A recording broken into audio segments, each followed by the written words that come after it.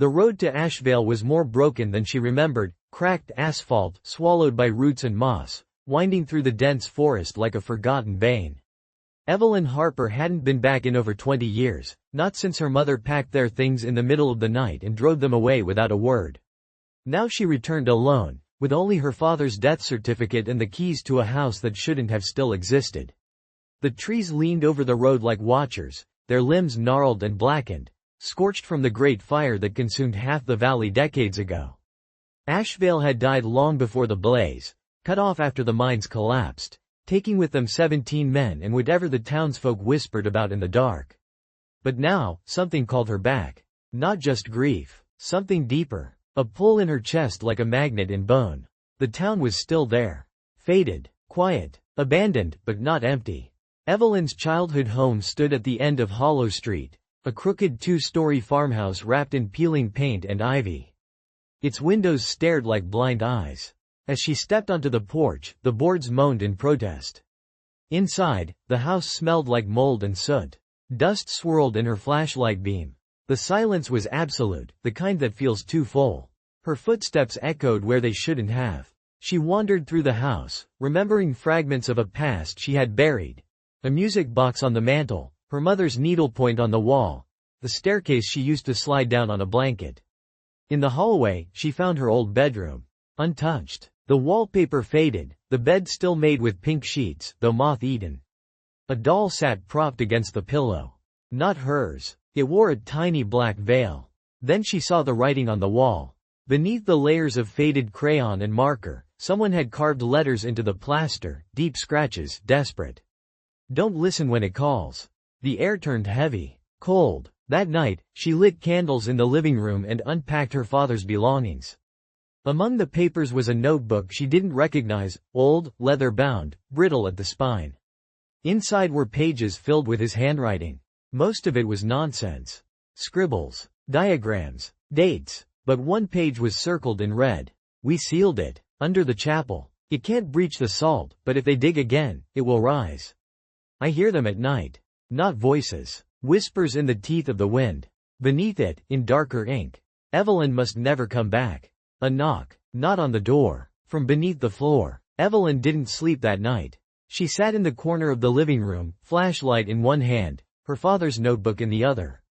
The knocking had stopped, but the silence that followed was worse. It wasn't just absence of sound, it was too still, too absolute, like the world had stopped breathing. At 3:17 a.m., the air grew colder. Her breath fogged. Then she heard it again, faint, this time, a scratch, like nails dragging. Across wood, coming from the basement. She hadn't even known the house had a basement. In the morning, Evelyn searched for the entrance. Behind a bookshelf in the kitchen, she found it. A hatch sealed with rusted nails and old wax. Symbols, circles, triangles, slashes, had been drawn around the edges, long faded. It looked like something meant to stay closed. Still, she pried it open. The smell that hit her was ancient, wet soil, rot, iron. She descended into the dark, flashlight flickering. Stone steps led into a chamber lined with wooden shelves, all filled with jars, cloudy glass containers, sealed with wax, each holding unidentifiable objects suspended in black fluid. She counted 13. In the center of the room, a trapdoor. This one was newer, reinforced with iron bands and chains, and at the center, an inscription scratched in the wood, Ashvale wept. Her light cut out. Total darkness. A sound rose from beneath the trapdoor, a voice, distant but unmistakable. It said her name. Evelyn scrambled back up the steps and slammed the hatch shut, breathing hard, heart-hammering. Her father's warning echoed in her head. Evelyn must never come back. Too late. Later that day, Evelyn explored the town. Hollow Street was half swallowed by weeds. The chapel loomed at the end of the road, half burned, its steeple caved in. It was the only place not covered in ash. Inside, she found remnants of strange rituals, salt circles, charred bones, and a mural on the wall behind the pulpit.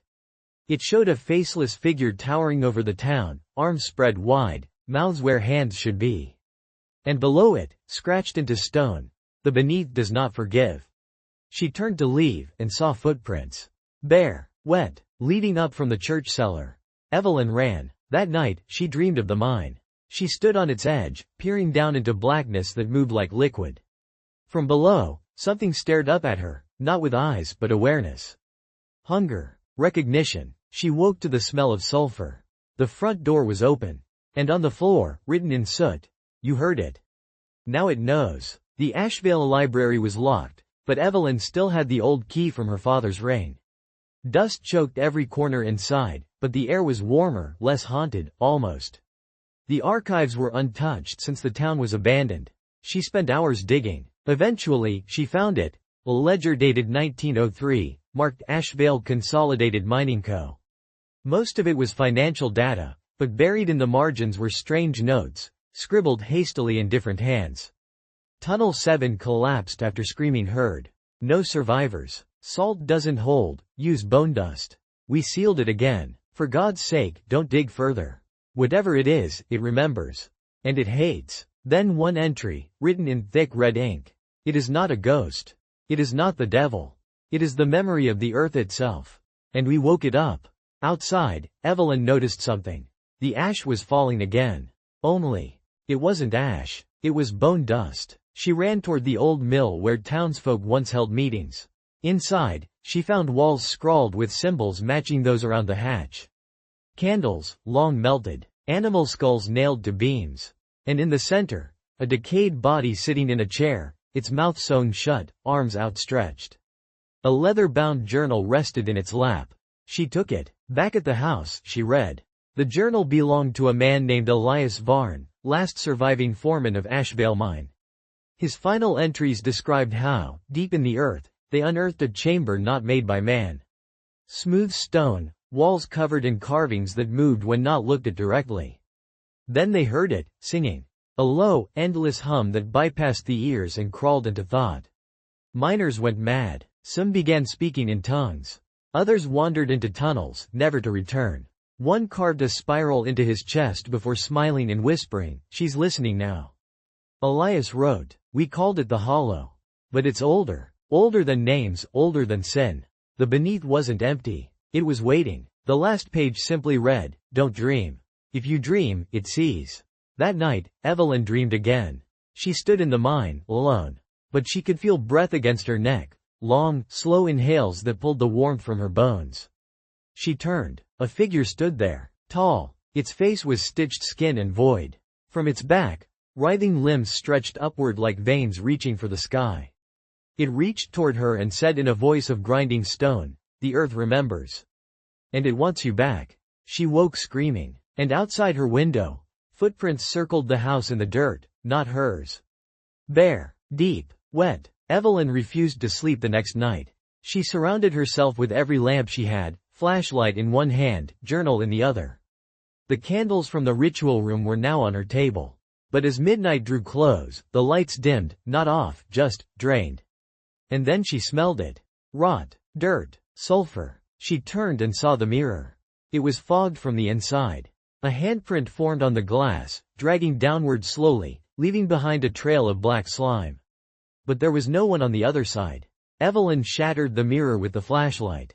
The air snapped back to stillness. The house, once just old and creaky, now watched her. She packed everything, the journal, ledger, maps, and drove out of Ashvale before dawn, headed for the next town over. She didn't look back, but when she arrived at the local sheriff's station and tried to explain what she'd found, he simply blinked at her. "Ashvale?" he asked. "That place burned down 20 years ago. Ain't no one lived there since." "That's impossible," she snapped. "I've been living there for over a week." The sheriff leaned in. "Miss, that town's cursed. Everyone knows it. My father used to say it rots the world around it. Folks who go there don't stay right." She showed him the journal. He paled. He recognized the name. Elias Varn was found dead outside Ashvale in 1937. But this journal is dated 2004. He didn't answer, just whispered, "Don't go back." But Evelyn had no choice. The dreams returned, not just when sleeping. She would blink and see tunnels behind her eyes. Hear whispering through static when she used her phone. Her reflection would shift, twitch a second too late. She was marked. Something followed her back, and it was growing stronger. She returned to Ashvale with one goal: destroy the hatch. But when she reached the basement, the stone door was wide open. and someone, or something, had carved a new message above it. Welcome home. She descended into the mine with a lantern and the journal, each step taking her deeper into the impossible dark. The tunnels no longer matched the map. Paths turned where they shouldn't. Gravity warped. The air thickened. She heard weeping, then laughter, and then, singing. It came from everywhere. A low, ancient hum, vibrating the stone and her bones. Her lantern flickered. She passed walls etched with moving symbols. They pulsed like veins. Finally, she reached a vast underground chamber. At the center stood a monolith of bone and stone, dripping with dark fluid. Around it, dozens of human figures, half buried in the earth, faces stretched upward in silent screams. And bound to the monolith, her father. Still alive. Barely. He opened one eye. Too late. She's awake. You shouldn't have come? Evelyn stepped forward, and the earth shook. The singing grew louder. From the walls, arms unfurled. And the voice, not sound, but pressure, filled her skull. You are mine. Velen screamed, but no sound came out. The air inside the cavern was too thick, like drowning in tar. The arms, gray and slick with ancient fluids, reached toward her from the stone, some ending in claws, others in twitching fingers.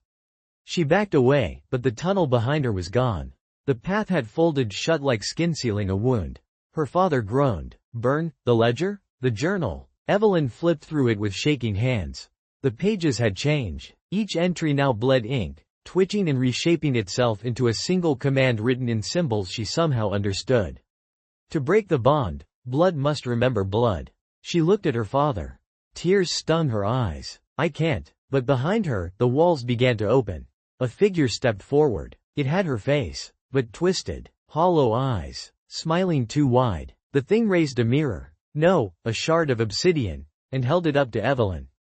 Her reflection smiled back, then whispered, "We were never separate." She grabbed the shard and screamed as it cut into her palm. Blood fell to the stone, and the chamber shook. Her father screamed. The monolith cracked. The whispers turned to shrieks. From the shadows, she emerged. Not a creature, not even a god, but an absence, cloaked in flesh. A silhouette with too many arms. Each bending wrong, joints clicking like bone wind chimes. And from her head, a crown of teeth. You opened the gate, she hissed. Now be the key. The cavern surged. Evelyn felt herself pulled toward the monolith, her blood soaking into it, feeding whatever writhed beneath. Then something shifted inside her. A memory that wasn't hers. A mind collapse. Dozens buried. One survivor. A girl. Her ancestor. She had heard the whispers and obeyed. This was never about Evelyn. It was about the bloodline. She remembered the sheriff's words. Folks who go there don't stay right. They weren't warning her to avoid the curse. They were warning others to avoid her. Rage exploded in Evelyn's chest. She tore pages from the journal, lighting them with her lantern. Flames licked the cavern, catching the old bones and symbols. The screams rose into a horrible crescendo. Her double shrieked in fury and melted into ash. The monolith collapsed, and the dark began to die. She woke in the forest, the ruined house a smoldering heap behind her. Her hands were burned. Her father was gone, but she was alive, or something close to it. Days later, she stood at the edge of Ashvale. Her car wouldn't start. Her phone was dead. No birds sang, but there was peace, until she noticed something carved into a nearby tree. We are patient. And beneath it, freshly carved. We are still beneath.